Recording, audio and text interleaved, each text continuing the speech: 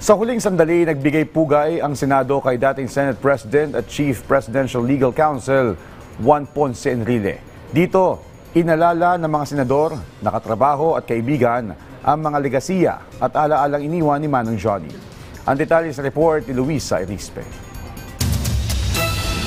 Emosyonal ang buong umaga ng Senado dahil sa necrological service na isinagawa para kay dating Senate President Juan Ponce Enrile. Pagdating pa lamang ng mga labi ng dating senador, sumabay magmarcha papasok ang mga dati at kasalukuyang senador. Sa plenaryo isinagawa ang programa at kasamang nagbigay ng mensahe ang mga dati at kasalukuyang mambabatas. Naunang nagbigay ng eulogy si dating Senator Richard Gordon. Para sa kanya, si Enrile ay isang matapang at may paninindigang senador na hinarap ang lahat ng pagsubok niya sa politika. Talagang naninindigan. Minumura kaliwat kanan, pero talaga may paninindigan. And one thing I must tell you, he never fled the country. Inaatake siya kaliwat kanan. Hindi siya nagpakita na naka-wheelchair. Hindi siya nagpakita na natatakot. Hindi siya umalis, sinarap niya ang mga nanunuliksa. Si dating Pangulong Gloria Macapagal Arroyo, inalala naman ang suporta sa kanya ni Manong Johnny at ang naging malalim na koneksyon nito sa kanilang pamilya. A Senate hearing was convened against me. And in that hearing, Senator Enrile declared, Gloria Macapagal Arroyo is like Caesar's wife. She is not only without sin, she also appears without sin.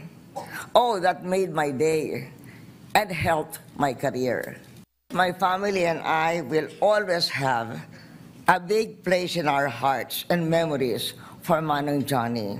Sina Senator Erwin Tulfo at Robin Padilla naman tinitingala ang pagiging mentor ng dating senador at ang magkapatid na sina Senator Jinggoy Estrada at JV Ejercito inalala kung paano sila sinusuportahan at hindi iniwan ng dating senador noong nagsisimula pa lang sila bilang mga mambabatas. Gayon din kung paano hindi iniwan ni Manong Johnny ang kanilang ama na si dating Pangulong Joseph Estrada. Malalim din ang naging pagbabalik-tanaw ni na Majority Leader Miguel Zubiri, Senate President Pro Tempore Panfilo Lacson at Senate President Vicente Soto III. Nakasama pa nila noon ang dating senador sa Senado.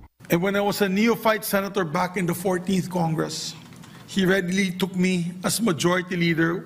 Ang kawani ng Senado na nakaranas maglingkod sa ilalim ng inyong liderato ang hindi sasang-ayon sa tunay na pagkilala at pagtataguyod ni Senate President Enrile sa karapatan ng mga ordinaryong manggagawa.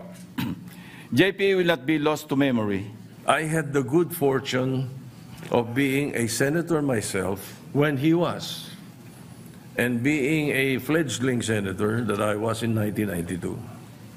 I easily gravitated around the wise and fatherly figure whom I fondly call Manong Johnny.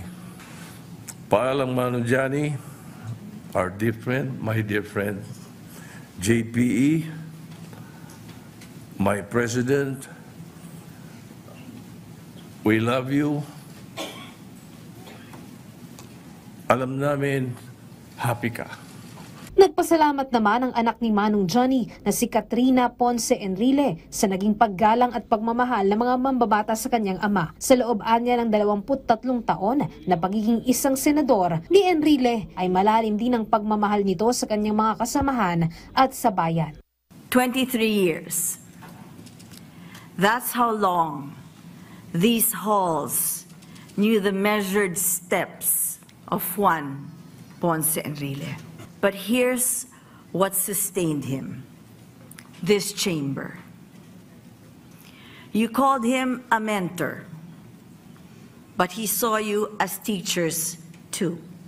Sumilip isa-isa ang mga senador at empleyado ng Senado sa labi ni Enrile. Matapos ang service ay inilabas na muli sa Senado ang kanyang labi. Ibinigay naman sa pamilya ni Enrile ang Resolution number 176 na siyang pakikiramay ng buong mataas na kapulungan sa pagpanaw ng dating senador.